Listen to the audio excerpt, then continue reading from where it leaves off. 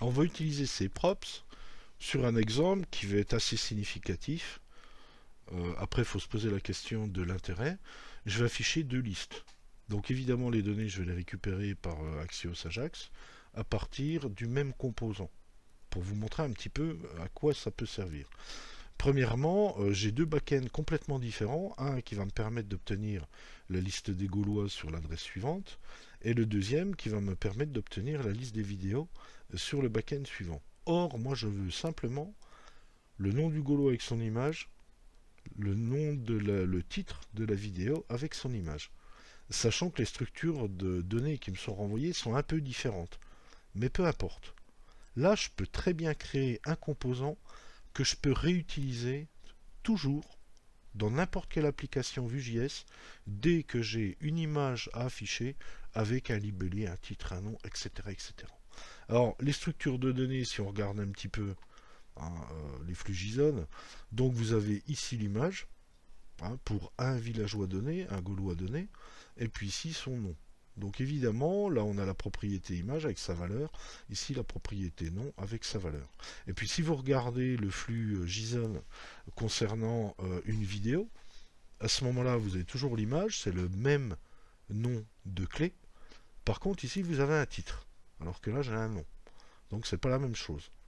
Alors on a deux possibilités, soit on adapte le composant aux structures qu'on utilise, c'est-à-dire dans un cas on a un nom, dans un cas on a un titre, soit on adapte les structures de données qui nous arrivent en rajoutant une information complémentaire. Par exemple, ici, je peux très bien dire, au moment où je reçois mes données, pour moi, je veux systématiquement qu'il y ait une clé image et une clé nom. Ici, l'image, je ne la bouge pas. Par contre, ici, j'ai un titre. Ben, je vais rajouter à partir du titre un nom. Comme ça, je pourrais réutiliser exactement le même composant. C'est ce qu'on va voir sur ces deux façons différentes de faire.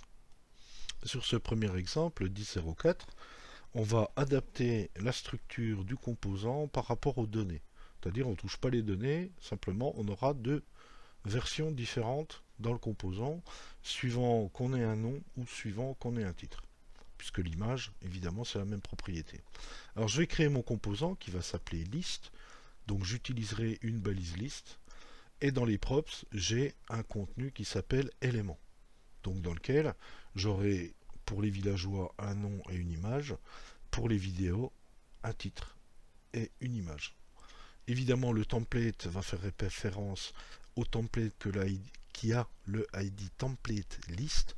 Et puis ici, j'ai ma vue. Alors qu'est-ce qui se passe dans ma vue? Je vais observer ce qui se passe dans l'élément qu'a le ID app. Je vais avoir dans mes données mes deux listes, la liste des Gaulois et la liste des vidéos. Dans le cycle de vie mounted ou created de mon objet vue, je vais faire deux appels Ajax. Le premier pour aller chercher la liste des villageois, ce qui va me permettre de récupérer la promesse, les données de la promesse et les mettre dans ma liste de Gaulois, qui est ici. Et puis, deuxième requête Ajax, où je vais aller chercher ma liste de vidéos, ce qui va me permettre de récupérer les données de la promesse pour les mettre dans ma liste de vidéos qui est ici. Donc à ce moment-là, j'ai mes deux listes qui sont disponibles. Alors, pour mes deux listes, je vais effectivement avoir deux divs, donc qui sont encapsulés par la div qu'a le ID app, qui est observé par ma vue. Bon, j'ai mis un petit peu de bootstrap. La première, c'est ma liste de Gaulois. Donc je vais faire une petite liste à puces. Alors évidemment, vous voyez qu'ici, j'utilise mon composant. Composant qui s'appelle liste, donc qui me génère une balise liste. Et puis ici, je fais une boucle sur la liste des Gaulois. Et je dis que chaque fois que j'ai un Gaulois, je l'appelle Gaulois pour pouvoir évidemment l'afficher. Alors vous voyez que l'élément, je fais un vbind, donc le fait de mettre deux points, vous n'êtes pas obligé de mettre vbind. C'est une simplification d'écriture, ça veut dire la même chose. Et l'élément, évidemment, qui est ici, eh ben je dis pour moi c'est un Gaulois. La clé, c'est simplement, comme je fais une boucle for, pour avoir une clé unique pour chacun des Gaulois. Comme ils viennent d'une base de données, je prends le ID. Et je vais faire la même chose pour les vidéos. Je réutilise évidemment mon composant liste. L'élément, cette fois-ci, ce sera une vidéo de ma liste de vidéos. Donc je charge mon élément avec une vidéo. La clé, évidemment, même principe que les Gaulois, ce sera la clé primaire, le vidéo.id. Donc là, voilà mes deux listes. Maintenant, il faut que je crée le template pour dire, ben, dans ce cas-là, j'ai un nom, dans ce cas-là, j'ai un titre.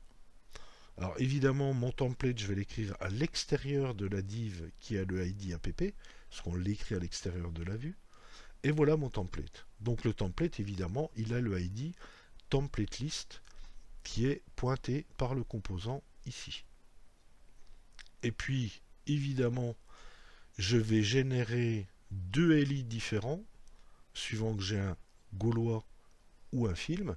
Et comment je vais faire? Ben, je crée mon premier LI. Je dis si avec le VIF. En fait, ça, c'est pour savoir si le nom de l'élément existe. Ça veut dire, dans mon élément, si c'est un Gaulois, ben, le nom existera, donc il va me dire qu'il n'est pas undefined, donc ce test sera juste. Et si jamais je tombe sur une vidéo, il y a un titre, bon, j'utiliserai pas ça. Alors là, c'est la partie du if qui va me permettre de savoir que je suis sur un Gaulois. Et puis la deuxième, ben, je vais faire un VELS. J'aurais pu faire deux VIF, mais comme ils sont au même niveau, je peux faire un VELS.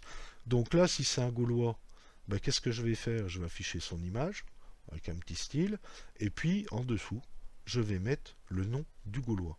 Sinon, si jamais l'élément sur lequel je suis n'a pas de propriété nom, à ce moment-là, c'est un titre, puisque c'est une vidéo, j'en ai que deux. À ce moment-là, bah, je charge l'image, c'est la même séquence, hein, puisque dans mon flux de vidéo, évidemment, j'ai un élément qui s'appelle image, et cette fois-ci, c'est plus le nom que je mets, mais c'est le titre. Donc là, on adapte bien le template par rapport à la structure des informations, des données que je reçois. Alors si on regarde ce que ça donne, sur l'exemple 10.04, donc vous voyez d'un côté j'ai ma liste de Gaulois qui provient du back-end des Gaulois, et de l'autre côté j'ai ma liste de vidéos qui provient du back-end des vidéos. Pour la deuxième façon de faire, c'est-à-dire adapter les structures de données aux composants pour n'en avoir qu'un, on va créer artificiellement une nouvelle valeur pour chacune des vidéos. Alors comment ça se passe? C'est assez simple, le composant ne change pas du tout, la vue ne change pas, sauf que lorsque je récupère les vidéos via ma requête Ajax, à ce moment-là, je vais reparcourir ma liste de vidéos, bon, chacun avec un for each. Chacun des éléments de ma vidéo, comme je les parcours, hein, c'est une boucle for, je vais l'appeler vidéo, et à chaque vidéo, je vais créer simplement, en mettant vidéo.nom qui n'existe pas, ben, je vais récupérer le titre. Comme ça, par rapport à ce que je vais afficher, hein, ben, j'aurai juste à afficher l'image et le nom. Et là, ben, ma foi, une fois que vous êtes sorti de la boucle, vous avez recréé pour chacune des vidéos du tableau un attribut qui s'appelle nom.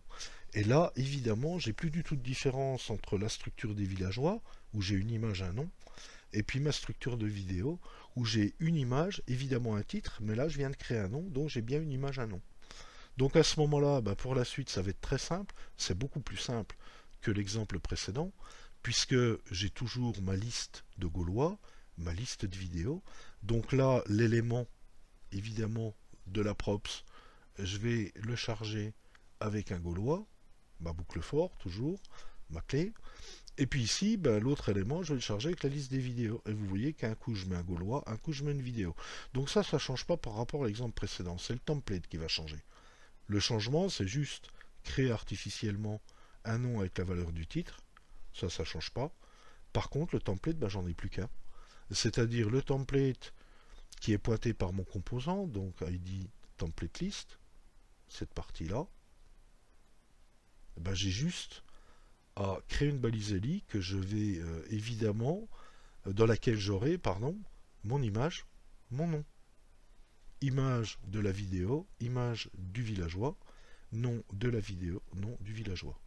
Et à ce moment-là, bah, si vous regardez, hein, il est un peu plus simple à mon goût, quoique ça dépend des cas, hein, bah, vous avez exactement le même résultat. Donc dans ce cas-là, on a adapté les structures de données pour l'utiliser dans le même template. Sincèrement, c'est préférable quand on peut. Hein. Après, il y a des cas un peu particuliers, très complexes, où on ne peut pas forcément.